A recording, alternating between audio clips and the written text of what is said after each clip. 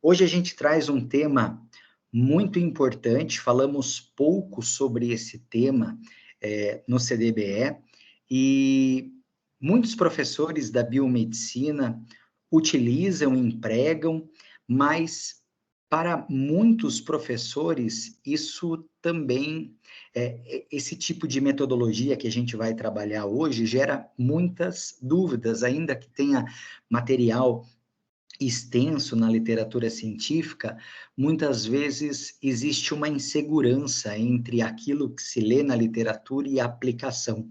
Então, falar sobre essas metodologias ativas sempre nos traz mais segurança,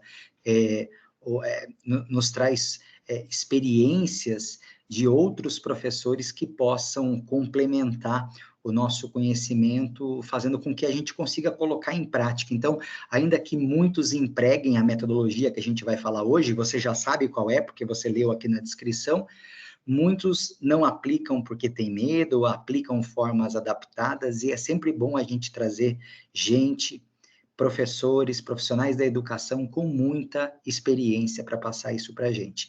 E é o caso do nosso convidado. O nosso convidado é o professor Vinícius Canato Santana. Acho que é Canato, assim que se fala, depois ele pode me corrigir.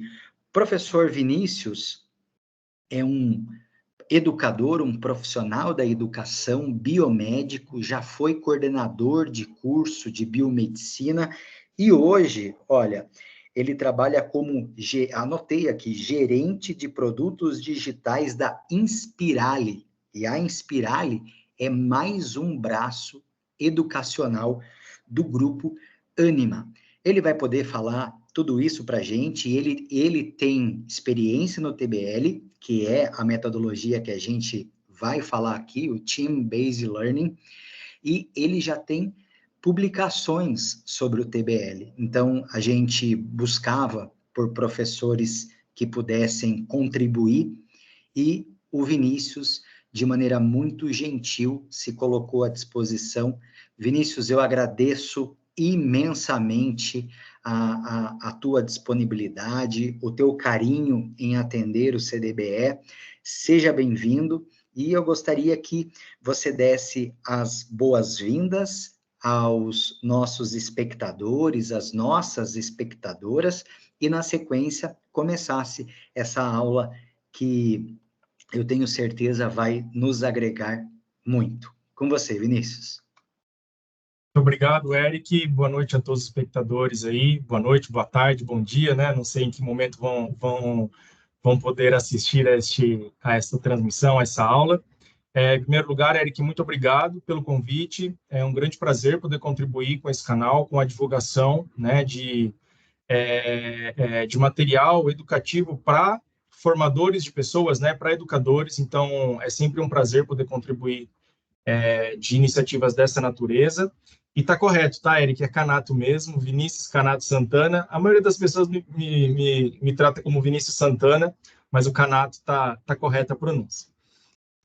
Como o Eric já me apresentou, né, eu sou biomédico de formação, tenho a minha graduação concluída lá pelo Unicesumar, lá de Maringá, e logo na sequência da graduação trabalhei um tempo com análises clínicas, um curto período de tempo, mas logo a veia educacional pulsou mais forte, digamos assim, né? Então já me enveredei aí pela trajetória acadêmica e dela nunca saí, tá? Então, assim que eu concluí minha graduação, me mudei para São Paulo, né, de Maringá para São Paulo, fiz mestrado na área de biotecnologia pelo Instituto de Ciências Biomédicas da USP, e logo na sequência um doutorado na área de alergia e imuno pela Faculdade de Medicina da USP também, no qual eu concluí em 2014.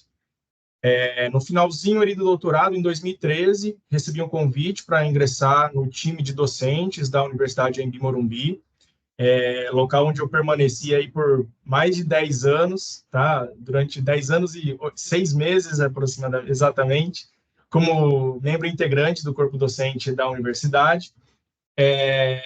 Participei também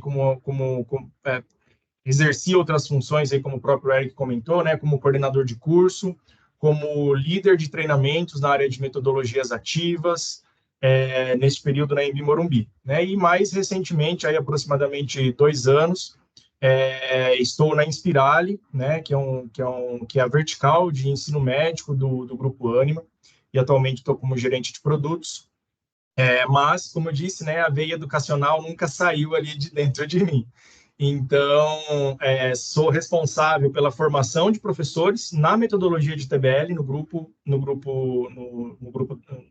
Ânima, especificamente na Inspirali, visto que essa é uma metodologia que é empregada atualmente no currículo de medicina da Inspirali. Então, nós temos ali um momento anual, né, um ciclo anual de formação de docentes, no qual nós temos esse treinamento aí repetido de uma forma mais ampliada, né? Aqui a gente fez uma proposta um pouco mais enxuta, mas a ideia é trazer um pouco para vocês da visão do que é essa metodologia e como que nós podemos aplicá-la no dia a dia na nossa sala de aula. Legal, a gente está muito bem acompanhado. Espero poder contribuir aí bastante com... Certeza. Vinícius, eu vou fechar aqui. Minha câmera aqui, tá? Para poder assistir sua aula e não te atrapalhar. Tá joia. Eu vou iniciar o compartilhamento aqui, pessoal, de uma sequência de slides que eu preparei, tá? Para quem quiser anotar meu contato, enfim, encaminhar dúvidas, sugestões e trocar experiências aí, tá? Por gentileza, podem utilizar um desses dois endereços de e-mail, meu e-mail profissional, vinicius.canato@inspirali.com, ou então viniciussantana@gmail.com, que tento aí responder prontamente a todos. E para quem tiver o contato do Eric aí, né, e quiser me adicionar lá no WhatsApp, enfim, podem solicitar, que vai ser o maior prazer também falar com todos aí. Bom, pessoal, então, o objetivo aqui é a gente apresentar um pouquinho do que é o TBL, tá? Todos conhecem o TBL, né, ou Team Based Learning, como uma metodologia ativa de ensino e aprendizagem, mas o que muitas pessoas não associam é que o TBL também é uma proposta de organização curricular, né? Se a gente olhar aí para universidades de bastante renome, por aí afora, a gente vai encontrar o TBL como basicamente a coluna vertebral de alguns currículos, tá?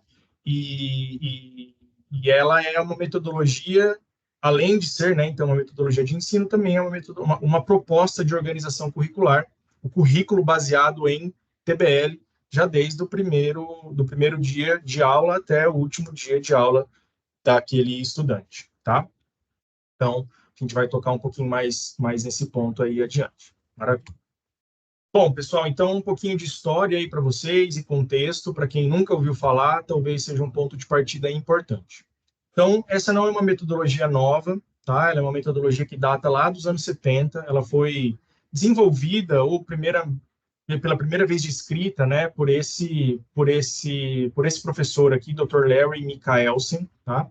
Originalmente ele desenvolveu essa metodologia para a área de negócios, porque ele tinha uma grande dificuldade, né, que ele dava aula para turmas grandes, ele tinha dificuldade em trabalhar com pequenos grupos e principalmente ele tinha dificuldade que esses estudantes conseguissem aplicar, né, em situações, em contextos reais, aqueles conceitos que ele simplesmente passava de forma totalmente passiva para aqueles estudantes durante uma palestra, durante uma aula expositiva. Então, ele ficava muito incomodado com isso, que ao final lá de uma hora e meia de aula, né, ele não conseguia ver resultado dos estudantes desenvolvendo tarefas, aplicando aqueles conhecimentos em situações práticas da vida real, e aí ele foi pensando, né, e desenvolvendo esse método batizado, então, de Team Based Learning, ou de TBL, tá? Parmili e colaboradores, eles trazem uma definição aqui desse método, que eu acho bastante interessante, que na própria definição, né, a gente já tem ali quais são os componentes básicos dessa metodologia. Então, eles descrevem da seguinte maneira, que o TBL é uma estratégia de ensino ativa em pequenos grupos que fornece aos estudantes oportunidades de aplicar conhecimentos através de uma sequência de atividades, que incluem trabalho individual, trabalho em grupo e feedback imediato. Uma coisa interessante que o Eric comentou aí, né, que a gente vai tentar mostrar aqui para vocês, qual que é a receita do bolo. Né? Não adianta eu querer fazer um bolo de milho, né, colocando coco no lugar do milho. Vai sair um bolo, mas não vai ser um bolo de milho, vai ser um bolo de coco. Então, isso daqui é um método, pessoal. Então, não adianta eu querer aplicar um método fazendo aquilo que vem na minha cabeça. Você pode acabar fazendo uma metodologia maravilhosa. Você pode proporcionar uma experiência fantástica para os seus estudantes, mas você não estará aplicando o TBE. Como um método, ele tem uma sequência de atividades que precisam ser seguidas, sempre na mesma ordem, sempre da mesma maneira, atendendo a alguns pré-requisitos de acordo com o que se estabelece na metodologia, tá? E assim como o Eric comentou, a gente tem uma vasta literatura, tá? É só vocês buscarem, entrem lá no PubMed ou no Cielo, ou em qualquer base de indexação de artigos, e procurem lá por Team-Based Learning, que certamente vocês vão encontrar uma enxurrada de artigos relatando experiências, opinião dos estudantes, melhora de conhecimento dos estudantes após a aplicação de TBL e uma diversidade de temas envolvendo esse assunto, tá? Então, o TBL, como uma metodologia ativa, né, e como grande parte das metodologias ativas, elas permitem, né, a gente realizar um processo que a gente chama de flipped classroom, ou seja, a gente é capaz de inverter a nossa sala de aula. No modo tradicional, né, em que eu tenho ali uma disciplina ou uma unidade curricular baseada em aulas expositivas, o que acontece? O estudante chega ali na segunda-feira de manhã para ter a sua aula, né, e ele não tem a menor ideia de qual vai ser o assunto a ser trabalhado naquela aula. E, basicamente, o que vai acontecer naquela sessão, naquele encontro, né? O professor vai transmitir uma série de informações, o estudante vai anotar, armazenar aquelas informações, né? De grande parte das nossas aulas expositivas acontece isso e eu me incluo também neste grupo, tá, pessoal?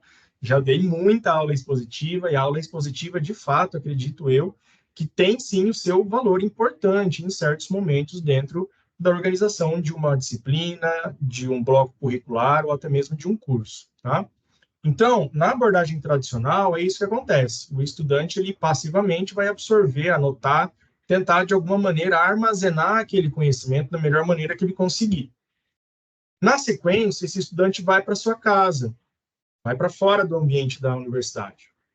E lá, ele vai tentar agora, com esse, né, com aquele monte de informação que ele absorveu, vai tentar resolver um exercício, vai tentar aplicar aquele conhecimento na solução de um caso.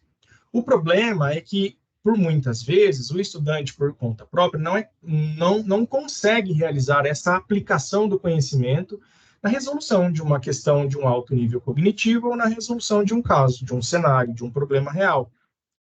E aí, o que acontece é que logo no próximo encontro com o professor, muito provavelmente eu tenho já um outro tema a ser trabalhado, através de uma aula expositiva, a qual o professor vai novamente transmitir uma série de conhecimentos, o estudante vai tentar absorver, e vai para casa com aquele conhecimento para tentar aplicar aquele conhecimento e não vai conseguir novamente. E na próxima aula, no próximo encontro, acontece tudo a mesma coisa.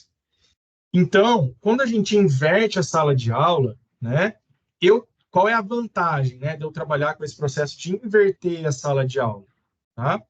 Eu tenho menos tempo, eu gasto menos tempo com a palestra, com a transmissão de conhecimento. E o que isso me possibilita? Me possibilita, eu, professor, trabalhar objetivos de aprendizagem mais complexos, trabalhar casos de aplicação daquela teoria em uma situação prática, tá? Então, nós temos, né, algumas vantagens aí para isso, tá? E, de maneira geral, esse é o cenário aí que eu acabei de descrever, né? Então, na abordagem baseada em aulas expositivas, né, o que acontece antes do encontro, né? O before class aqui nesse gráfico, que a gente pode notar. Before class, antes da aula, o estudante não faz absolutamente nada, não tem nenhum tipo de ação.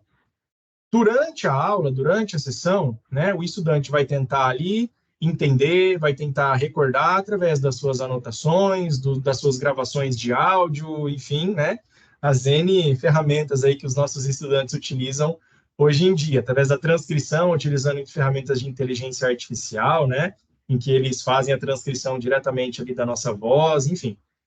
E depois da sala de aula, o que esse estudante vai fazer? Aí ele vai, por conta própria, tentar aplicar, analisar, avaliar, criar uma hipótese em relação àquelas teorias que ele tentou absorver, né? Agora, quando eu faço a inversão da sala de aula, é ao contrário, né?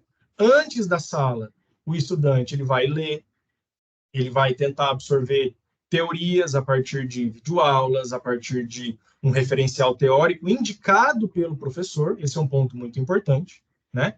Esse momento anterior aqui, quando eu faço a inversão da sala de aula, nunca pode ser o conteúdo de busca livre desse estudante, né? Tem que ser sempre um conteúdo indicado.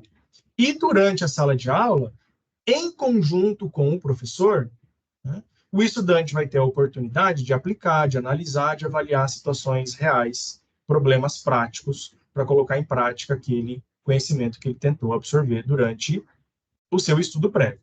E agora sim, caso ele não seja capaz de resolver, de aplicar, de analisar, neste momento da sala de aula, o professor vai conseguir dar um feedback, ajudar esse estudante, corrigir a rota, tá? Para que ele consiga atingir o objetivo esperado. Por quê, pessoal? Isso aqui é muito importante. Quando eu vou fazer o meu processo de avaliação, na maioria das vezes, o processo avaliativo ele é pautado nesses objetivos de aprendizagem mais complexos, e nunca nesses objetivos de aprendizagem mais baixos aqui, mais simples, né? Então, eu, enquanto docente, eu tenho que oportunizar os meus estudantes que, em conjunto comigo, eles sejam capazes de aplicar, analisar, avaliar e até criar, tá? Para que eu, docente, chegue à conclusão, os meus estudantes foram capazes de aplicar, analisar e avaliar? Sim, foram capazes. Então, o meu processo de avaliação agora está alinhado com o desenvolvimento da atividade, alinhado à metodologia que eu estou propondo dentro da minha sala de aula, tá? Então, esse é um disclaimer que eu faço aqui para a gente ter sempre na cabeça, tá? Porém, o TBL não é a única metodologia que nos possibilita fazer esta inversão, mas é uma das que nos possibilita, ok? Muito bem. Bom, depois dessa breve introdução, né, vocês devem estar se perguntando aí, o que esse cara aqui está querendo me convencer que esse tal de TBL é legal, né? Mas será que é eficiente mesmo, né? Como docentes, pesquisadores aqui, né, nada melhor do que dados, né? E dados do PubMed, eu acho que são dados do Cielo, né? São dados aí que a gente pode confiar, tá? Então, se você está aí se perguntando se o TBL é eficiente, eu te respondo que sim, o TBL é bastante eficiente, tá? Como eu disse, se vocês fizerem uma busca aí por Team-Based Learning no PubMed ou no Cielo, vocês vão encontrar uma tonelada de referências bibliográficas que corroboram justamente essa informação, tá? Eu trago um recorte aqui de 3 artigos para vocês, tá? Esse aqui é um artigo de 2013, ele é uma revisão sistemática da literatura, tá? No qual eles mapearam 330 estudos envolvendo o TBL, tá? Que foram incluídos aí baseado em critérios de inclusão, né? 14 desses artigos foram selecionados, né? E como critério de inclusão era artigos que tivessem comparado o score de performance do estudante quando eles, antes de fazerem a metodologia, antes de fazerem o TBL, né? Sobre assuntos aleatórios, X, eles faziam um pré-teste, aí depois eles faziam um pós-teste, tá? Ao término da aplicação da metodologia, e se comparava ali se houve ou não ganho de conhecimento percentualmente ao basal, tá? Então, eles selecionaram 14 desses artigos. E o que eles puderam observar, né? Que 7 deles reportaram um aumento significativo no ganho de conhecimento quando comparado ao basal, tá? E outros 4, embora não tivessem demonstração estatisticamente significante, reportaram aumento do ganho de conhecimento, tá? Ou seja, dos 14 analisados, apenas 3, tá, demonstraram que o TBL não era eficiente no ganho de conhecimento. Bem, então, o que nos leva, né, o que nos indica que esta, sim, é uma metodologia bastante eficiente quando comparado a uma metodologia baseada em palestra, baseada em aula expositiva. E aí você deve estar se perguntando também, legal, mas isso deve funcionar para estudantes de alto nível. Não, tá? Estudantes de alto nível, ou estudantes que têm score de desenvolvimento alto ao longo do curso, né? São aqueles estudantes que estão sempre lá com 8, 9, 10, 8, 9, 10, 8, 9, 10.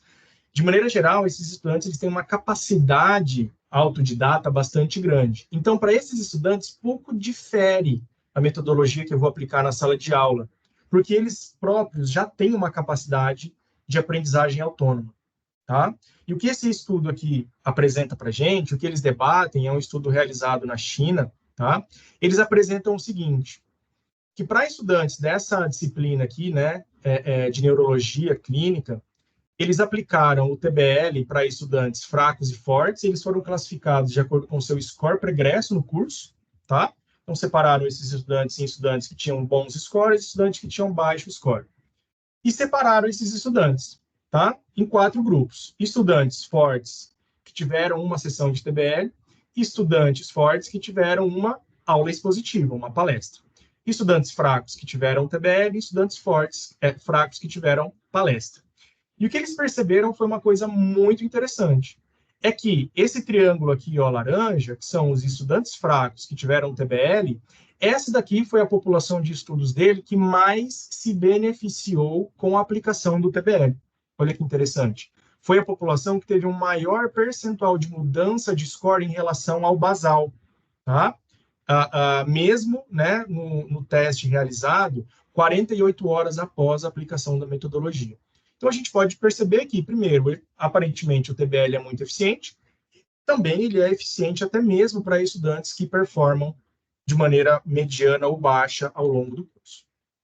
E como o Eric comentou, a minha experiência, né, e do grupo do qual eu venho lá, de docentes lá da Embi Morumbi, nós tivemos uma experiência bastante interessante com o TBL nos anos de 2018 e 2019, tá, o que rendeu aí para a gente uma publicação, tá?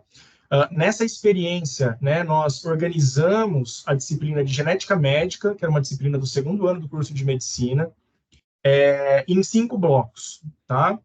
E nesses 5 blocos, né, que nós dividimos ali em blocos, né, que a gente chamou ali de doenças autossômicas dominantes, doenças autossômicas recessivas, doenças relacionadas à herança X, anormalidades estrutural dos cromossomos e anormalidades numéricas dos cromossomos, tá?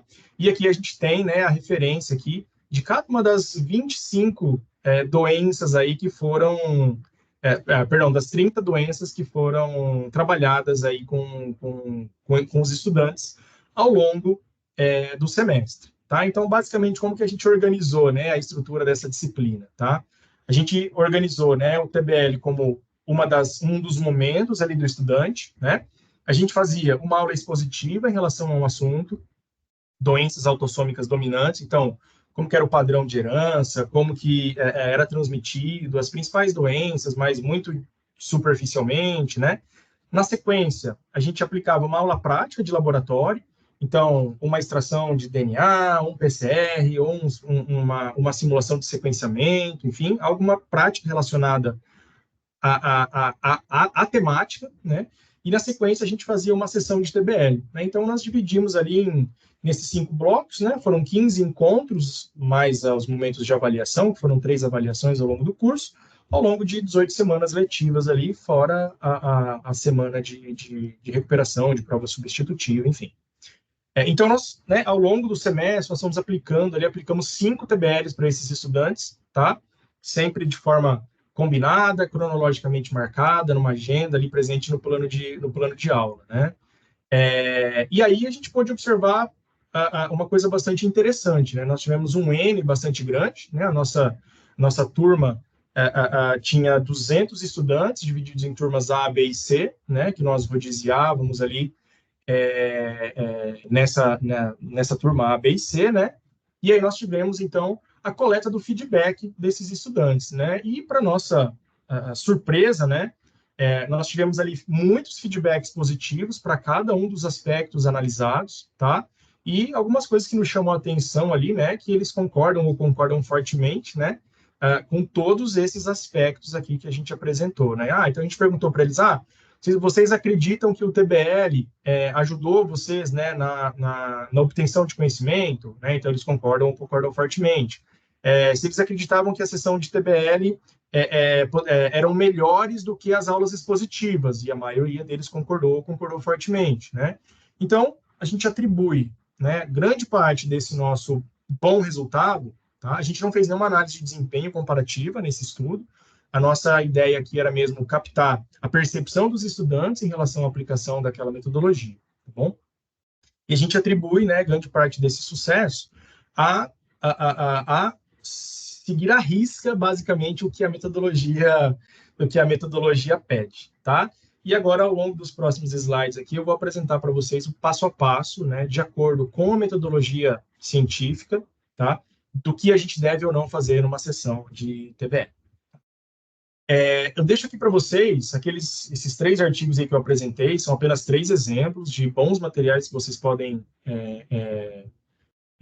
consultar, tá? Mas aqui tem alguns mais atuais, inclusive alguns que utilizam, né, inclusive o TBL para sessões online, tá? Síncronas aí, que foi um tema muito debatido aí durante a pandemia, né? E se a gente vai em congressos médicos aí, esse tema ainda surge, né? Mas tem algumas referências aqui que eu deixo para vocês, para quem quiser consultar, se aprofundar, conhecer mais, fica aí como sugestão de consulta pós-encontro aqui para a gente. Combinado? A maior dificuldade para que, assim como o Eric comentou, né, para a gente lidar com isso no dia a dia, é justamente essa inversão de papéis, né? Quando eu vou tentar aplicar uma metodologia ativa na minha sala de aula, eu preciso praticamente inverter de papel ali com o meu estudante, tá? Então, quando a gente aplica a metodologia ativa e o TBL, né, como um desses exemplos, primeiro, o estudante ele precisa sair da sua posição de receptor passivo da informação, né, para a condição de responsável pela aquisição do conhecimento.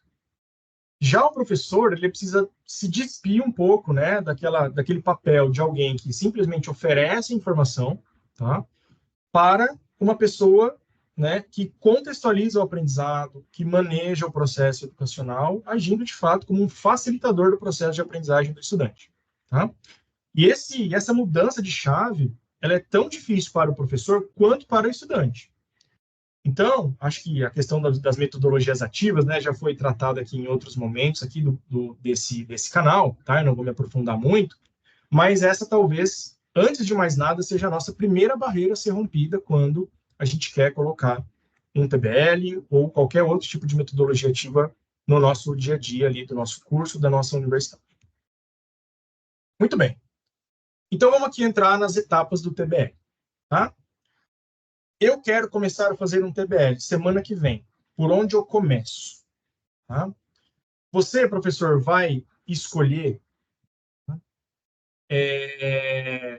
a sua melhor aula. Sabe aquela aula que você dá com os pés nas costas, né?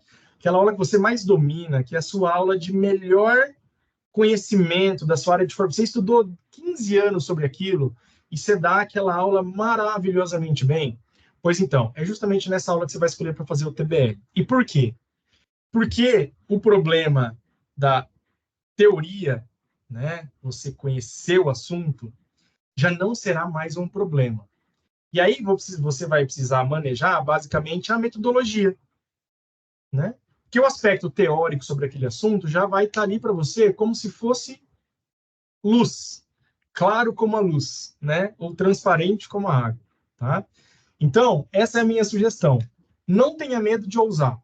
Escolha a sua melhor aula, tá? E dessa aula, transforme-a em uma sessão de TBL. Por onde você começa? Você começa no momento que a gente diz aqui, no momento pré-classe, tá? Então, com uma semana de antecedência, você vai começar o seu planejamento. Como começa o planejamento? Nesse momento pré-classe, tá, o docente vai indicar para os seus estudantes um material de referência, que pode ser um artigo, que pode ser um capítulo de um livro, que pode ser uma boa videoaula de um conteúdo que você já conferiu, por exemplo, no YouTube, tá? De uma plataforma de streaming de conteúdo, qualquer material que você, professor, acredite que seja de bom nível, tá? Com informações atualizadas, relevantes e adequadas ao plano de ensino da sua disciplina, tá? Então, na maioria das vezes, né, no dia a dia nosso, o que é mais comum é eu indicar um capítulo ou parte de um capítulo de um livro, justamente sobre o tema que eu vou abordar naquela sessão, naquela aula, naquele dia. Os estudantes eles vão ter uma semana para se preparar, para fazer essa leitura, E para sucesso da sua metodologia, eles precisam ser informados o que vai acontecer na próxima aula. Então, não é só indicar a leitura do capítulo 5 do livro e se despedir de seus estudantes. Não, olha, pessoal, então, nós vamos ler o capítulo 5 do livro, porque na próxima semana nós vamos realizar uma atividade, uma metodologia que acontece assim, assim. Quando vocês chegarem na sala de aula, vocês vão fazer primeiro isso, depois isso e depois isso. Ao final da sessão, a gente vai fazer isso. E os estudantes precisam, acima de tudo, conhecer o que vai acontecer na próxima sessão. Porque se eles não sabem que eles precisam ler, porque a primeira coisa que vai acontecer na próxima sessão, no encontro de TBL, efetivamente, vai ser um teste de 10 perguntas, obviamente que eles não vão se engajar, obviamente que eles não vão ler, obviamente que eles não irão se preparar. Por quê? Eles estão acostumados a, quando chegam e se sentam na sua cadeira da sala de aula, eles absorvem passivamente o conteúdo transmitido pelo docente. Então, é muito importante que o docente comunique aos estudantes, deixe as regras do jogo muito claras sobre o que vai acontecer na próxima sessão. Então, é assim que você vai começar o seu planejamento. Você vai olhar para o seu mapa de aulas, você vai escolher um tema, e você vai, com uma semana de antecedência, indicar uma leitura, uma videoaula, um podcast, para os seus estudantes se prepararem em relação àquele conteúdo teórico. Ainda, nesse momento disparador, digamos assim, tá? Nos últimos 20 minutos da sua aula da semana passada, digamos, né? Você vai fazer o sorteio de grupos. O TBL, como eu disse para vocês lá no início, ele é uma metodologia baseada em pequenos grupos, mas que pode ser aplicada para turmas enormes, tá? Tem relatos na literatura de até 200 estudantes simultaneamente realizando uma sessão de TBL com um facilitador, acreditem, tá? Então, você vai fazer um sorteio, você vai fazer a organização dos grupos que vão trabalhar na próxima semana. A literatura recomenda que esses grupos eles sejam sorteados, tá? De maneira aleatória. Não é recomendado que eles formem grupinhos por coleguismo, tá? Porque eu diminuo a heterogeneidade do grupo, tá bom? E é recomendado que eu tenha grupos de 5 a 7 estudantes. Menos que 5, a literatura diz que eu empobreço a discussão no momento que eu vou discutir, a gente vai ter um momento só de discussão aqui desse grupo. E mais do que 7 pessoas, eu gero muita poluição no momento que eu estou discutindo ali, tá? Então, isso não é recomendado. Muito bem. Os estudantes vão para casa, se preparam, fazem a sua leitura e aí, finalmente, eles chegam aqui para o dia do TBL. Tá? Qual é a primeira coisa que acontece na sessão do TBL? Você recepciona os seus estudantes, tá? E você aplica um teste, o que a literatura chama aqui de IRET. O Izinho aqui é de individual, o R é de Readiness Assurance Test. É um teste de garantia de preparo. É para eu avaliar, é para o estudante se avaliar se ele está preparado para o que vem à frente, para as próximas etapas da sessão. Então, no que consiste esse IRET? Esse IRET é basicamente um questionário que a literatura recomenda que tenha entre 8, 10, 12 perguntas no máximo. Perguntas de baixo nível cognitivo. E o que seria uma pergunta de baixo nível cognitivo? Uma pergunta mais direta, do tipo, o conceito de tal coisa é. Ou então, o nome da estrutura observada na imagem é. Das opções abaixo, qual afirmação representa melhor a teoria de? Certo? Perguntas que atinjam os níveis mais baixos da taxonomia de Bloom. Ou seja, conceitos que estão presentes naquele material teórico que você indicou. Aí, o Eric, não sei, acho que você está aí, né? Não sei se você está aí ou a gente pode interagir aqui. Eu queria te fazer uma pergunta para você participar aqui da nossa dinâmica, tá? Você pode interagir nesse momento ou não? Não sei como funciona muito bem Com o jogo certeza. aqui. Posso Maravilha. sim, estou aqui Olha lá, acompanhando. Eric. Ó, eu vou te fazer uma pergunta difícil, mas de baixo nível cognitivo, tá? Vamos lá. Quantos bits tem o processador do notebook que você está usando nesse momento? Não faço ideia. Pois é. Mas você percebe que é uma pergunta direta, simples, que se você pegar o manual do seu notebook e olhar lá na página de configurações, vai estar escrito lá. O disco rígido desse computador possui X bits. Se a gente fosse para a taxonomia de Bloom, né, que é uma das bases para conseguir aplicar o TBL, saber o que você está fazendo é conhecer a taxonomia de Bloom, né? Exatamente, Eric. A gente veria que nós estamos ali nos níveis hierárquicos mais baixos, né, do lembrar, mas é um conhecimento muito específico, né? Exato, exatamente. Que se o estudante não lê aquilo que você recomendou, ele não vai ser capaz de responder. Mas se ele leu e ele recorda daquela informação, muito provavelmente ele vai ser capaz de responder. O que não é uma pergunta de baixo nível cognitivo. É, por exemplo, uma questão de modelo ENAD, que o estudante tem lá um enunciado, ele tem um comando, ele vai precisar refletir, muito provavelmente ele vai ter que precisar interpretar uma tabela, um gráfico, né? Agora, tá? Então, o que é recomendado aqui, nesse primeiro momento, é eu construir um questionário de perguntas de baixo nível cognitivo. Eu não estou dizendo que tem que ser questões fáceis, tá, pessoal? Estou dizendo que tem que ser questões de baixo nível cognitivo, questões que atinjam esses níveis mais baixos aqui da taxonomia de Bloom. Os estudantes vão ter aproximadamente 60 segundos para responder a cada pergunta. Nossa, Vinícius, 60 segundos? Mas quando eu aplico uma prova de 20 questões, meus estudantes demoram quase 2 horas. Justamente porque as perguntas que você aplica na sua prova de 20 questões provavelmente não são perguntas de baixo nível cognitivo. Tá certo? Então, o professor tem que ficar muito atento a esse processo de construção das perguntas para o IRET, tá? E aplicá-las nesse momento. Muito bem. A segunda coisa que vai acontecer, assim que os estudantes ali terminaram de responder, você vai dar um tempo para eles de relógio, tá? Você vai iniciar o tempo ali contando no relógio, e a literatura recomenda que aproximadamente 60 segundos a 90 segundos por questão. Na sequência, a gente entra nesse segundo momento aqui do TBL, que é chamado de TRET. Tem alguma semelhança aqui? IRET ou TRET, tá? Eu vou aplicar, ou melhor, eu vou reaplicar o mesmo questionário para esses estudantes. Agora, eles vão responder a este questionário em grupo. Então, agora, eu vou separar os estudantes baseados naqueles grupos que eu construí na semana passada. De posse deste mesmo questionário, eles vão agora respondendo de forma colaborativa em grupo. Tá? E é daqui que vem o T, de team. Em algumas referências, vocês vão encontrar o G, de group, tá? Que é a mesma coisa.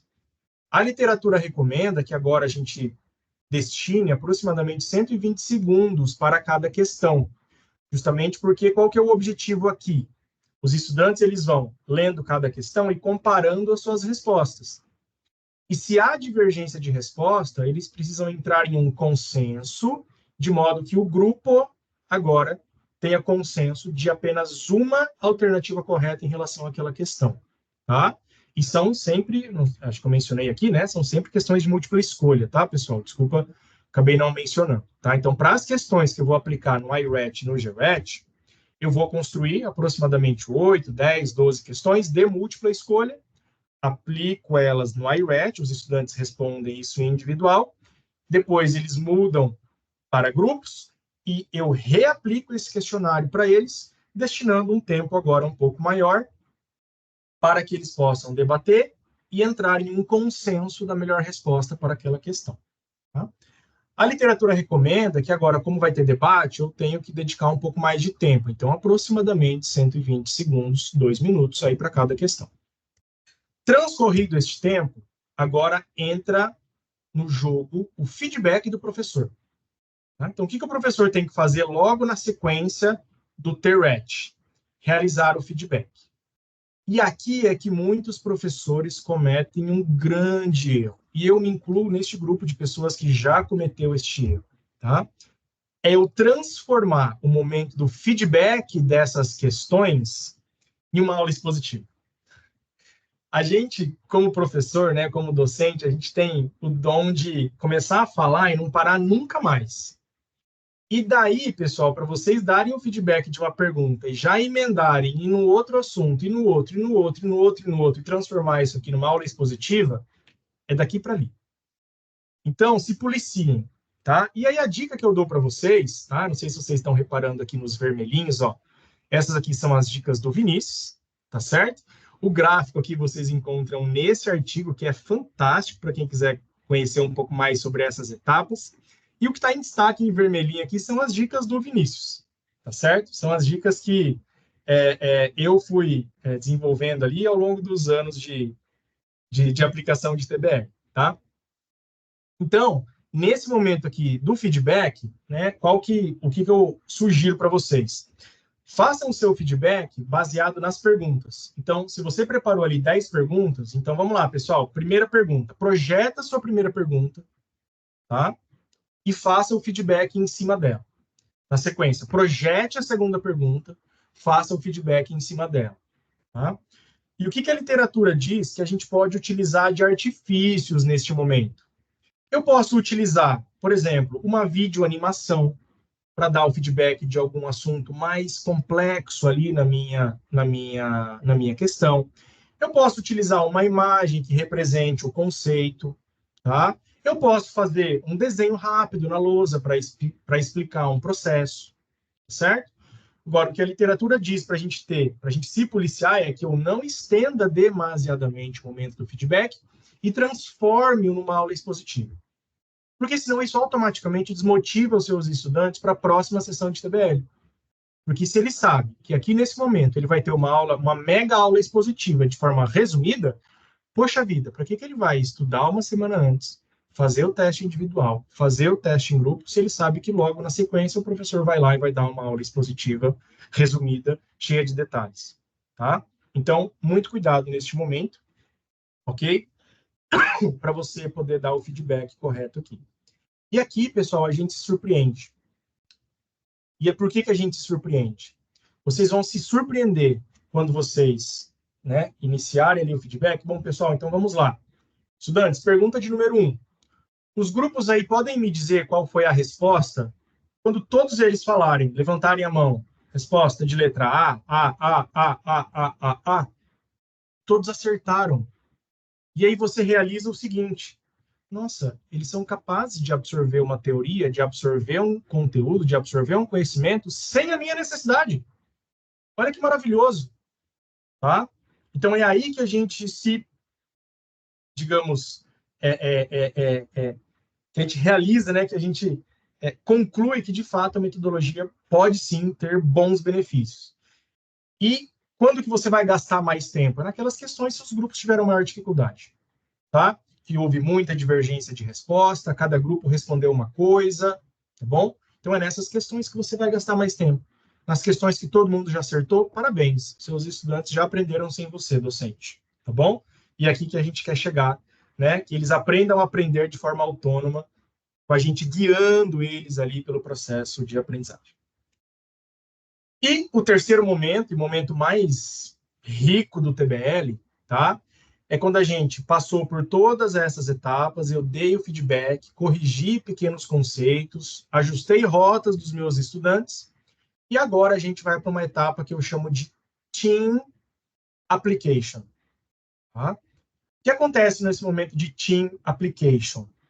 É aqui que a gente vai trazer para eles questões de alto nível cognitivo, questões de reflexão, casos clínicos, questões de modelo ENAD.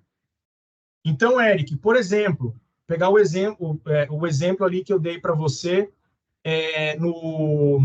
do disco rígido do seu computador, né? Eu só perguntei para você quantos bits tinha lá, e aí você não soube responder. Então, o que seria uma questão de alto nível cognitivo em relação a esse assunto? Se eu pegasse assim, ó, computador A e computador B, disco rígido de A tem 1000 bits, disco rígido de B tem 2000 bits. Vantagens de computadores com 1000 bits e desvantagens. Vantagens e desvantagens de computadores de 2000 bits. Dadas as especificações técnicas acima, e sabendo que um profissional da área de tecnologia precisa aplicar uma ferramenta de inteligência artificial no seu computador, qual seria o dispositivo mais recomendado para uso deste profissional? Percebam, tudo envolve quantos bits tem. Tudo envolve um nome, um conceito, uma teoria. Só que agora eu estou querendo que o estudante coloque em prática essa teoria, que ele faça uma reflexão, julgue e me diga qual é a melhor saída. Ok? Assumindo uma bactéria gram-positiva e uma gram-negativa da suspeita de uma infecção pulmonar de um paciente XPTO. Sabendo que o antibiótico A age na parede, o antibiótico B age no ribossomo, qual seria a melhor opção terapêutica no caso citado? Pronto, uma questão de aplicação que envolve teoria de antibiótico. E aí, cada um na sua área de expertise, né, tenho certeza que vai ser capaz de construir essas questões mais reflexivas, de alto nível cognitivo, envolvendo as teorias trabalhadas nas etapas anteriores, tá? Então, aqui, o que a gente deve fazer? Né? Quando eu avanço para essa etapa da aplicação, eu apresento agora esses casos, um a um, essas questões reflexivas, uma a uma, dou ali para os estudantes 5 minutos aproximadamente para eles resolverem aquela questão e, na sequência, entro com um feedback imediatamente após a conclusão daquela questão, tá? E aí, pessoal, o céu é o limite. Você pode aplicar 5, 10, 20 questões de elevado nível cognitivo para os seus estudantes, de acordo com o tempo que você tem para realizar o seu encontro, a sua sessão com esses alunos, tá? A literatura recomenda que, para não ficar muito exaustivo, uma sessão de TBL ela não deveria durar mais do que 1h30 de relógio, ou algo como 2 horas aula de 50 minutos que a gente está habituado aí no nosso dia a dia da nossa universidade, tá? Visto que os estudantes podem acabar, né, exaustos ali mentalmente depois da resolução e do feedback, né, de 5, 6 casos ou questões de alto nível cognitivo, tá? Então, pessoal, em linhas gerais, essas são as etapas que a gente deve executar. Disparo do conteúdo, preparação prévia dos estudantes. Chega no dia da sessão, eu aplico um teste de múltipla escolha de aproximadamente 10 itens. Os estudantes respondem isso individualmente, respondem isso em grupo, e eu, docente, dou um feedback corrigindo os conceitos relacionados àquelas perguntas. Na sequência, eu apresento para esses estudantes novas questões, agora reflexivas, de alto nível cognitivo, como questões do modelo ENAD, casos clínicos, e na sequência de cada um deles, eu dou um feedback. Apresento uma nova questão, um novo caso, dou um feedback. Apresento uma nova questão, um novo caso, e dou um feedback, e assim sucessivamente. Nossa, Vinícius, mas como que eu uso, né? Que ferramentas que eu posso usar para fazer esse iRET, por exemplo? Gente, projetando num projetor. Projetando num projetor ficou meio redundante, mas projetando isso numa tela. E os estudantes tendo o gabarito, certo? Em mãos, impresso, desse tipo aqui. Esse aqui é um gabarito real que eu mesmo já utilizei ao longo do tempo, tá? Você consegue tranquilamente fazer com que os estudantes vão marcando aqui as respostas para cada uma das perguntas, primeiro individualmente, depois em grupo. Ao final do seu feedback, eles vão lá e somam quantos acertos eles tiveram, basicamente. Se você quiser ser mais tecnológico, você pode transformar essa parte, né, das questões individuais num Forms do Google Forms, do Microsoft Forms ou qualquer outra ferramenta digital que permita você fazer, né, coleta de respostas. Se o seu LMS, né, se a sua plataforma virtual de aprendizagem aí na sua escola for capaz de receber testes de múltipla escolha, você pode criar diretamente no seu LMS, tá? No seu Moodle, no seu Blackboard ou qualquer outro LMS que você utilize aí, e os estudantes vão lá e respondem diretamente pelo seu celular. Problema nenhum. As ferramentas são as mais diversas possíveis, certo? E só para concluir agora, e daí eu abro aqui para... Acho que até extrapolei o meu tempo aqui, Eric, peço até desculpa. Só para a gente concluir, né, os principais pontos aqui, os elementos chaves aqui do TBL para vocês. Primeiro, muita atenção na hora de formar as equipes. Não formem equipes por coleguismo, formem equipes aleatórias para gerar diversidade, tá? Segunda coisa, prestem atenção às premissas de construção das questões para o iRET e para o TERET. Não devem ser questões fáceis, certo? Podem ser questões difíceis, porém, questões de baixo nível cognitivo, né? Do tipo recordar, indicar, né? Explicar, certo? Daquelas etapas dos níveis mais baixos ali da taxonomia de Bloom, tá? Após a aplicação do TERET, realiza um feedback imediato, justamente para que os estudantes não vão, tá, para a etapa de aplicação do conhecimento com gaps de conhecimento, né? Que é justamente esse é o objetivo aqui do IRET e do TERET. Você identificar gaps de conhecimento e corrigir, né? Grande parte daquele conteúdo, daquele conhecimento, os estudantes já vão estar ok. Agora, aqueles gaps, aí sim os gaps é função do professor apoiar os estudantes na correção, certo? Próximo elemento-chave aqui. Prestem muita atenção na hora de construir as suas perguntas, os seus casos, as suas situações problemas, para o momento de aplicação. A literatura recomenda que a gente leve em consideração sempre 4 S's quando eu for fazer a construção de uma questão ou de um caso de aplicação. Ele deve ser significativo, tá? Ele tem que fazer sentido para o estudante. Então, se eu estou numa turma de fisioterapia, eu tenho que colocar um caso de um paciente em reabilitação que sofreu, sei lá, vou trabalhar o assunto transcrição genética e tradução e síntese proteica, tá?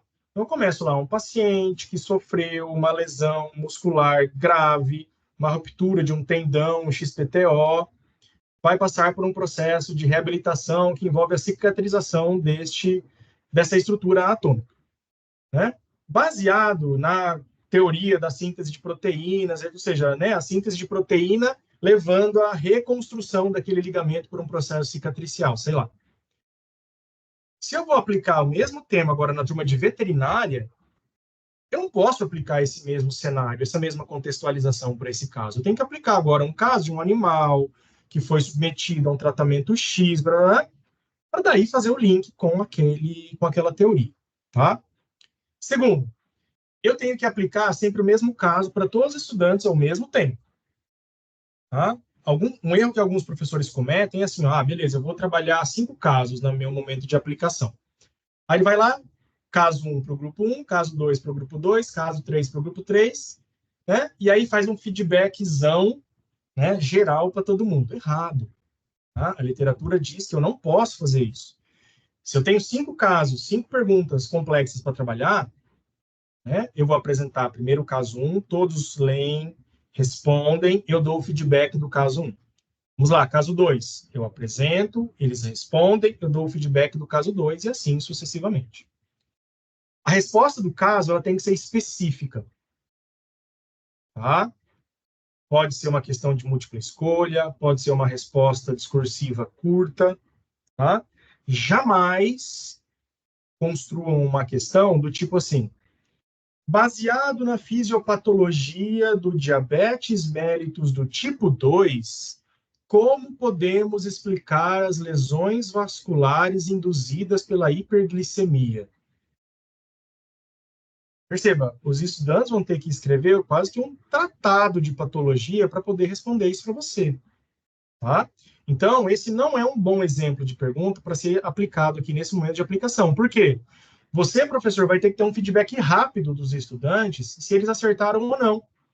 Então, você vai dar o caso para eles, vai contar lá 5 minutos. Ao término desses 5 minutos, você vai questionar os grupos. Grupos, qual é a resposta da pergunta? Se for uma pergunta de múltipla escolha, eles vão falar letra C. Se for uma resposta discursiva curta, eles vão te falar o antibiótico indicado é amoxicilina.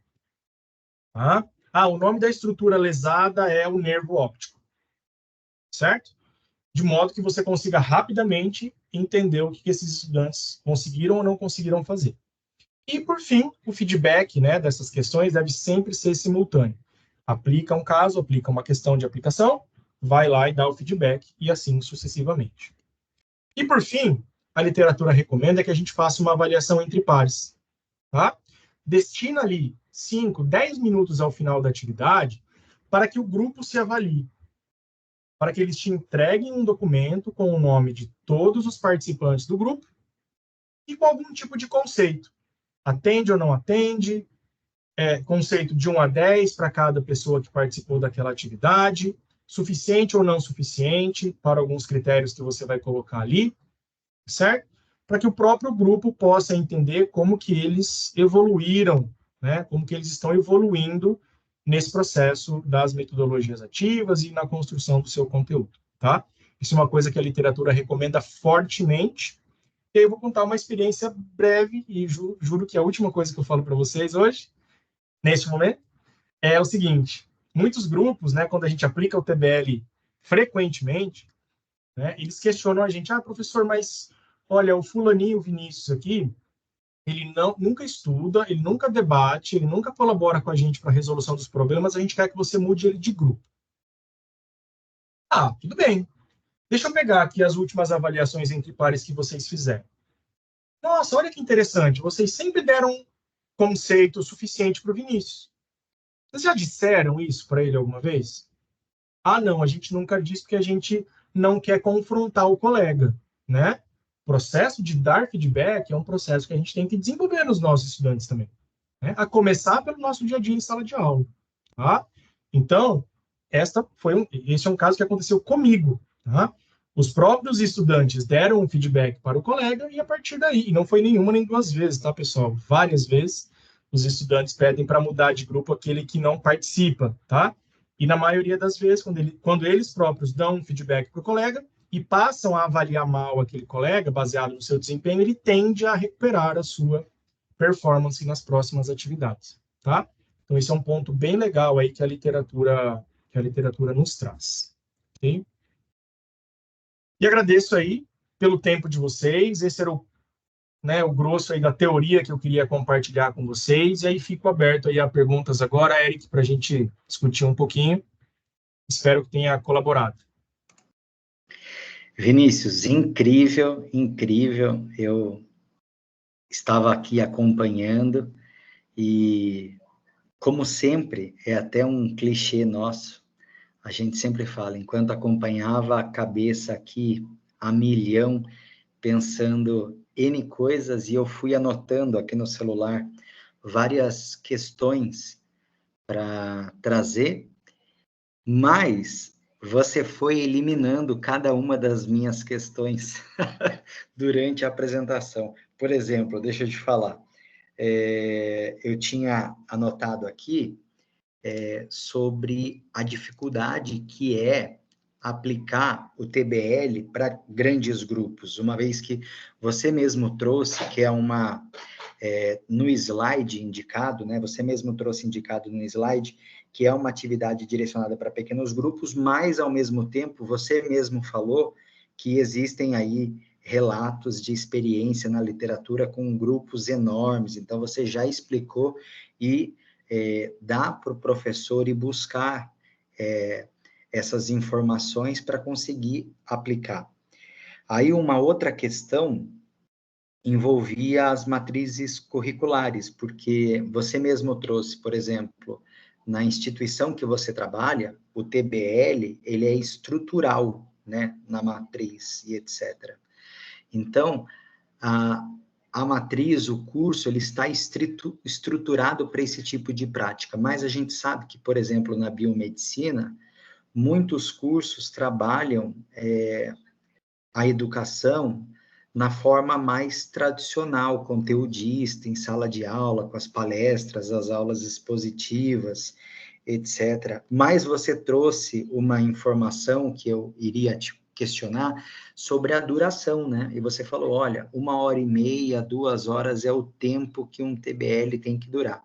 E dá para fazer isso em 2 horas aula, dentro de um currículo mais conteudista, não estruturado no TBL, dá para fazer isso, né? Sim, dá sim, Eric. E aquele artigo que eu mostrei para vocês lá de 2019 foi de um momento em que o currículo da universidade em que eu atuava não era um currículo com TBL estrutural, tá? A gente tinha um currículo bastante tradicional, tá? E a gente, por conta própria ali, né, o grupo de docentes se engajou, né?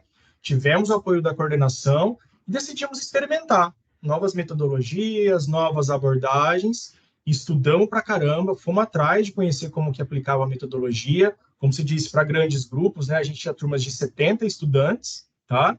eram 3 turmas de 70, que totalizavam 210 estudantes, então em cada sessão eu tinha 10 grupos de 7 pessoas para manejar, né? E a construção, cara, da própria a sessão, né, em que primeiro o estudante ele responde individualmente, depois eles convergem em uma resposta única do grupo, e o que eu vou avaliar é se o grupo atingiu. Então, mesmo numa turma com 70 pessoas, eu tenho que lidar com apenas 10 opiniões. E, de forma geral, quando essas 10 opiniões convergem, ou seja, quando todos os grupos acertam a questão ali, pronto, os estudantes já alcançaram o que você queria, entende? Então, você não precisa... às vezes, dói quando a gente fala isso, né? Assim, você não precisa gastar tempo ensinando ele, porque ele já aprendeu.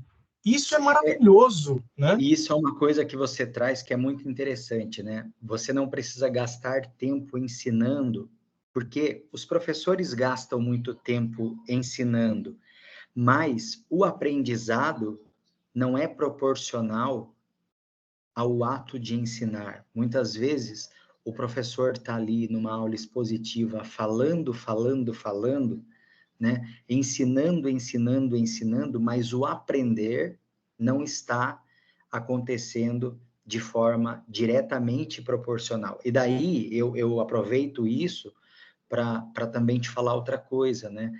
É muito mais cômodo para os estudantes ficar sentado numa sala de aula, ouvindo o professor falar sobre o conteúdo e etc. E isso isso está bem descrito na literatura que assim o estudante ele tem a percepção ele tem uma falsa percepção de aquisição de conhecimento mais intenso quando da aula expositiva que quando da metodologia ativa. E isso, para currículos que não estão estruturados no TBL ou no PBL, pode gerar uma certa resistência dos estudantes e até mesmo dos professores, porque o professor pode se perguntar, puxa, será que eu estou exercendo de fato o meu papel de professor? Porque ele está ali como um facilitador acima de tudo, e o estudante, esse professor parece que não quer trabalhar, tá passando toda a carga de responsabilidade, mas daí você também preencheu essas coisas com a informação de que o estudante precisa saber o que está sendo feito, saber dos objetivos, para a gente tentar ir reduzindo nele essa sensação, que é uma mudança de paradigma, né? Um estudante que muito provavelmente veio do ensino médio, construiu a sua carreira na educação, sempre sentado, ouvindo o professor falar e etc. E esse ensino voltado para adolescente, para jovem, né, focando na metodologia ativa, etc., ele é muito importante para o desenvolvimento de competências, né, para que ele possa explorar, adquirir conhecimento, mas também utilizar seus conhecimentos prévios, desenvolver as suas atitudes, as suas habilidades, enfim, isso é muito legal, Vinícius. Com certeza, Eric, o TBL favorece isso, né? A mediação de conflitos, o debate, né?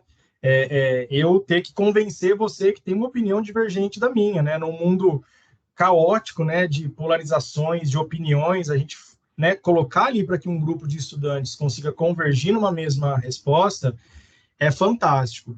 E aí, Eric, esse ponto que você traz, né, aqui da percepção do estudante, da aula expositiva versus a metodologia ativa, e de fato ele existe, né, e tem um artigo muito interessante que analisou estudantes de farmácia, não vou me lembrar agora de qual universidade, mas é de uma universidade americana, e o que eles fizeram? Eles fizeram um experimento muito bacana. Os estudantes que entravam eram ingresso semestral, né, então eu tinha ingresso de verão e ingresso de inverno, né, ali naquela universidade. E aí eles fizeram o seguinte, os estudantes que entraram no verão, eles fizeram o módulo de farmacologia básica, se não me engano, era a farmacocinética, farmacodinâmica, esses princípios básicos da farmacologia, eles fizeram baseados em aula expositiva, no primeiro semestre desses estudantes que entraram no verão, né? E quando mudaram para o inverno, que daí foram para o segundo semestre, tinha um módulo de farmacologia clínica onde eles estudavam lá as classes dos medicamentos, parará, isso aqui. E para os estudantes que entraram no inverno, o que eles fizeram? Eles inverteram. Eles fizeram o primeiro semestre baseado em TBL, e aí o segundo semestre eles só fizeram aula expositiva. E qual foi o relato dos estudantes, né? Que aqueles que foram imersos em metodologia ativa já desde o primeiro semestre, eles agora sentem mais dificuldade, né, na aula expositiva do que aqueles outros. Ou seja, aqueles que tiveram aula expositiva, como você disse, né? É muito mais cômodo. Ele fica ali, ele fica absorvendo, anotando, né? E aí depois ele tem que sair do conforto, ele tem que estudar em casa, ele tem que debater em grupo. Ah, esses caras geralmente, tá, apresentam mais dificuldade. Mas quando a regra do jogo é clara, Eric, tá? Quando você fala, olha, pessoal, a gente vai fazer na semana que vem isso, e a gente vai fazer isso visando isso. Meu, projeta os objetivos da sua aula na lousa. Escreve ali, ó. Quero que ao final dessa aula vocês consigam explicar as principais classes de antibiótico, descrever o mecanismo de ação das penicilinas, indicar o nome das estruturas envolvidas na replicação do DNA. Escreve ali os seus 5 objetivos daquela aula. Ao final da sua sessão, olha para os seus estudantes e fala: aqui, Joãozinho, Mariazinha, explica para mim a função do antibiótico A. Pedrinho, explica para mim como funciona o mecanismo X. Cara, muito provável, quase certeza que a maioria dos estudantes que você perguntar vão saber responder. Porque eles sabem onde eles têm que chegar, sabe? Exato. E numa aula expositiva, né, eles, ainda que tenham a percepção falsa de uma aquisição de conhecimento mais intensa, isso não é verdade, e passam-se ali algumas semanas, talvez até dentro de uma semana, e eles não são capazes de lembrar nada. E olha, lembrar, né, que é um Recordar, verbo ali, lembrar, né? e é um verbo dos níveis hierárquicos mais básicos da taxonomia de Bloom. Exato. E aqui no TBL, a gente está passando por todos os níveis, subindo até os níveis mais complexos de aplicação, sim, que é o que a gente precisa para o desenvolvimento de profissionais mais competentes, né? Preparados para o mercado de trabalho, para as necessidades do mercado de trabalho. O Vinícius, tem um outro ponto também que eu achei muito legal na sua fala, quando você traz aquele artigo que comenta sobre os estudantes de alta performance, etc. Será que o TBL seria indicado para eles ou não, né? Para os estudantes que talvez não tenham um desempenho escolar tão bom, será que o TBL seria uma boa prática para eles? E você mostra que sim, tanto para aqueles com um melhor desempenho, quanto para aqueles com desempenho diferente desses que a gente classificou como melhor, e esse é um fator que traz muita boniteza ao método, porque, veja, o TBL, ele é capaz de explorar conhecimentos prévios e desenvolver ali atitudes e a possibilidade de habilidades de aplicação e etc., valorizando o que cada pessoa tem de diferente, o que cada pessoa tem de melhor, muitas vezes somente na palestra, no método expositivo, somente na prova, ali, via questões optativas ou dissertativas, muito se perde da riqueza que é a diferença de cada pessoa, aquilo que ela traz consigo, até as suas dificuldades, né? Hoje a gente tem adolescentes, jovens, cada vez mais enfrentando problemas, transtornos mentais, de ansiedade, pânico, etc., outras doenças, e a gente precisa lidar com essas diferenças e tentar potencializar ao máximo o melhor de cada pessoa. E eu, assistindo você, e pelo que eu conheço da metodologia, ela propicia isso, né? Eric, eu sei que muitos dos espectadores aí do canal, né, eventualmente vêm de universidades privadas, né? E, cara, assim, a gente, obviamente, não é demérito algum, né, digamos assim, o nível, né, do ingressante, eventualmente, na maioria das universidades privadas, né, versus universidades públicas que, né, apresentam melhores scores do Enem, etc. Ou seja, a gente aqui que é da universidade privada, a gente nem sempre é capaz de ter os melhores estudantes. Mas a gente quer garantir, né, que ao final do processo eles sejam tão bons ou iguais qualquer outro estudante, qualquer outro profissional por aí, né? Então, instituição de ensino, na verdade, eu tenho que, entre aspas, pensar em favorecer mais ainda aqueles que têm mais dificuldade. Porque ao final do processo, eu quero que todos tenham minimamente, né, o sarrafo ali, eu quero que todos eles atinjam aquilo, né? Então, para o estudante que é naturalmente bom, ou seja, aquela pessoa que, né, tem em uma lida, em escutar a sua aula uma vez, em fazer, ele rapidamente capta e é rapidamente capaz. Agora, aquele que tem mais dificuldade, poxa, como que eu lido com ele, né? Que oportunidades que eu posso dar para ele? Às vezes eu aprendo melhor, por exemplo, numa aula expositiva, às vezes você aprende melhor numa aula prática, às vezes a outra pessoa aprende melhor numa dinâmica de grupo, né? Então, o ideal, né, é que na composição ali das nossas atividades curriculares, a gente tem essa riqueza de momentos, né? E não estou falando aqui também que o TBL vai ser a salvação de todos os problemas, não, né? É uma das metodologias que a gente pode lançar mão, visando essa diversificação das propostas pedagógicas, né? Para a gente tentar atingir a todos os tipos de aprendizes, né? Que nós temos no dia a dia das nossas instituições. E é legal que, assim, na verdade não é que é legal, né? A nossa sociedade, ela é segregacionista. Ela segrega e ela cria classificações, ela quer caracterizar e etc.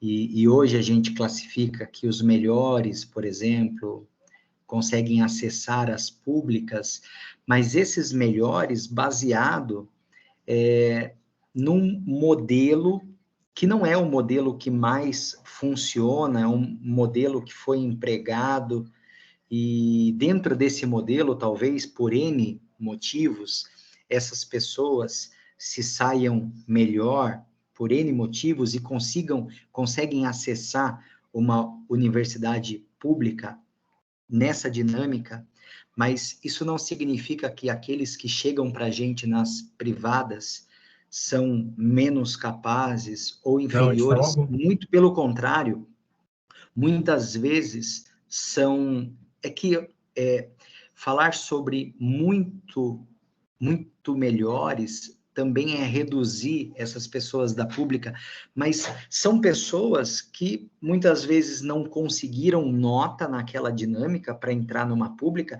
mas tem muito Com potencial, certeza. tem muita capacidade, e a gente tem que valorizar esse tipo de trabalho, né? Tentando evadir esse método tradicional que forma as pessoas para esse tipo de segregação e etc. Então, eu concordo com você que o TBL não é a salvação, mas é uma forma diversificada, né? Assim como a nossa sociedade é diversificada e segregada, assim, dessa forma. E, Vinícius, eu prometo que é a minha última pergunta, tá? Eu sei que você tem tempo aí. Eu já vi muita gente falar sobre naqueles cartões onde existe o apontamento das respostas, eu já vi alguns professores comentando sobre pontuação, tipo, se o aluno escolher o item B, ele tem tantos pontos, se ele escolher o item B e o D, e eu não vi você trazer esse elemento. E, ao mesmo tempo, eu vi quando você comentou que, olha, o TBL é isso.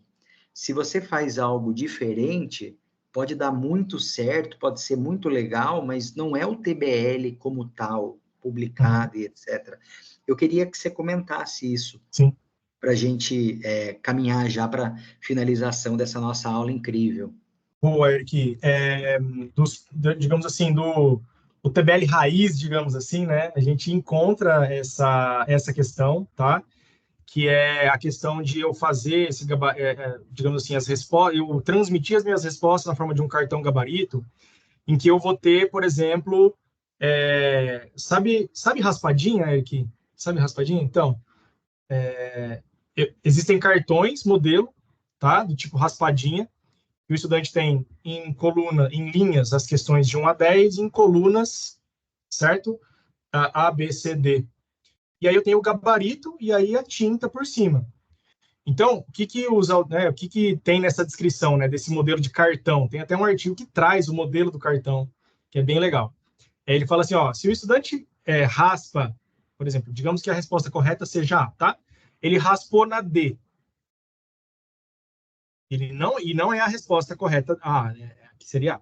Tá, então ele partiu de 4 pontos. Então, se ele raspou essa daqui, que não, então agora ele só tem 3. Aí, puxa vida, não é essa, pessoal. Então, só temos 3 pontos agora. Então, a gente acha que é a B, então. Aí ele vai lá e vai raspar a B. E não encontra o X lá. Agora ele só tem 2 pontos. Aí ele vai lá e marca A. Na terceira tentativa, ele conseguiu. Então, ele marcou 2 pontos, né? Porque na quarta... Se na primeira tentativa ele consegue, ele ganha 4 pontos. Na segunda tentativa ele consegue, ele ganha 3 pontos. Na terceira tentativa ele ganha 2 pontos. E aí ele não ganha 1 ponto, digamos assim, é 0, né? Então, existe essa forma, tá? Mas essa é uma flexibilização da metodologia, beleza? Não é obrigatório que você o faça desta maneira. Inclusive, tá? Existem correntes de autores que dizem que o TBL ele pode ser uma atividade somativa no meu currículo? Posso dar nota para ele? Pode dar nota se você quiser. É obrigatório eu fazer isso? Não, não é obrigatório você fazer isso. Tá? A vantagem de eu fazer esse tipo de cartão, resposta, digamos assim, tá? E para quem quiser a dica aí, pessoal, é só pegar uma folha de gabarito, tá? Plastifica ela, faz uma mistura de 1 para 1 de tinta acrílica com detergente de cozinha, beleza? Que você consegue fazer uma tinta que você passa por cima desse plastificado e quando ela secar, ela vira uma raspadinha, tá bom? Tá aí a dica para todo mundo, ó. Uma medida de tinta acrílica, uma medida de detergente de cozinha, tá? Você vai ter a sua raspadinha aí. Então, tem uma corrente de autores que diz que sim, eu posso pontuar isso, tá? No nosso exemplo lá do artigo que eu mostrei para vocês, a gente fez uma composição de nota. Então, baseado nos desempenhos do IRET mais do TERET, a gente foi agregando ponto para esses estudantes que, ao final do semestre, compôs uma atividade de trabalhos, digamos assim, né? Uma atividade pulverizada ao longo do semestre, adicionada a provas marcadas ali, né? Então, essa é uma sugestão, Eric, só para concluir, essa questão da pontuação por meio de cartões, mas ela é uma sugestão, ela não é obrigatória. Então, aqui no mesmo artigo que a descreve, ele faz esse disclaimer, que se você não quiser ou não tiver essa técnica, né, esse recurso, a utilização de um gabarito simples ou de uma simples folha para o estudante marcar a sua resposta é ok. O importante tá, que o feedback tem que ser imediato. E aí, quando ele está fazendo a resposta ali do cartãozinho em grupo, na hora ele já sabe se ele acertou, é a forma mais imediata possível. Mas que você pode simplesmente substituir isso por um formulário do Google Forms com envio de feedback imediatamente após a submissão do formulário. Pronto, você garantiu um feedback super imediato para ele. Na hora que você configura ali o seu Forms, né? Pode enviar a resposta desse formulário, sim ou não, ou em um horário configurado lá. Você coloca assim, enviar imediatamente. Na hora que ele envia, chega ali no celular dele as respostas A, B, C, D, e rapidamente ele já consegue ver, tá? Então, é isso que a literatura diz. O cartãozinho é legal para ele ter o feedback imediato, mas tem outras formas também da gente fazer o feedback imediato. E eles adoram o cartãozinho, tá? Fazer a raspadinha, viu? Eles amam de paixão. Acham massa. Legal, cara. Vinícius, olha, eu não tenho palavras para agradecer você. Que pessoa gentil, que pessoa querida. A gente não se conhece pessoalmente, espero que um dia a gente possa se encontrar pelos congressos e bater um papo pessoalmente. Sua aula foi fantástica, de verdade. trocar essa ideia, refletir sobre educação com você, foi muito bom, foi muito legal. Acho que isso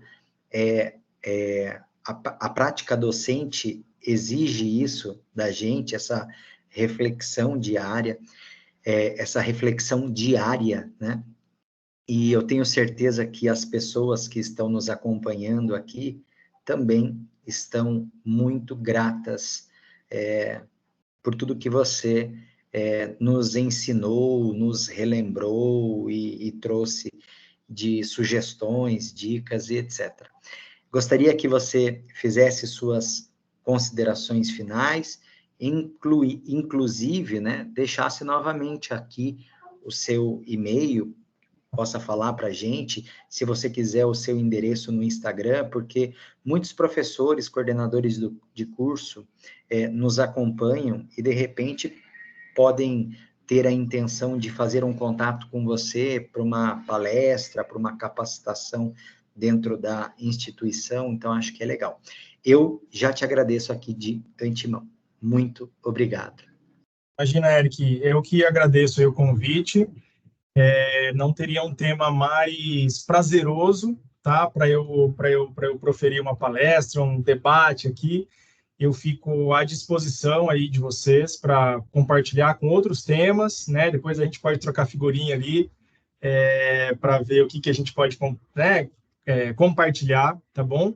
Foi um prazer poder participar. Espero que se todo mundo tenha, enfim, né, conseguido aí absorver pelo menos um pouco. Eu entendo que é um volume grande para um tempo curto. Então, deixo aí novamente, tá? Projetado aí os meus contatos de e-mail, tá? E vocês podem me encontrar lá no Instagram, como Vini C. Santana ou Vinícius Canato Santana. Também vocês vão conseguir me achar por lá, tá bom? Ficam aí os meus contatos, meu agradecimento novamente aí para todo mundo que despendeu aí esse tempo para me ouvir, e espero que melhore a prática do dia a dia de todo mundo. Valeu, Eric.